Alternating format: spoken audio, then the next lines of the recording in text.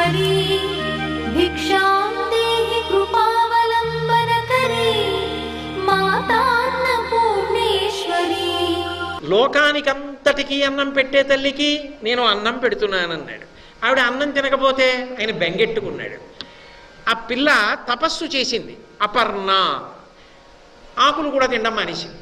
అసలు తపస్సుకి వెళ్ళొద్దు ఉమా అంది మేనకాదేవి. ఎందుకు తపస్సుకి వెళ్ళొద్దమ్మా అంటే, అమ్మా తపస్సుకి వెడితే నియమాలు ఉంటాయి బంగారు తల్లి, కడుపు నిండా తినడానికి ఉండదమ్మా, వద్దమ్మా అంది.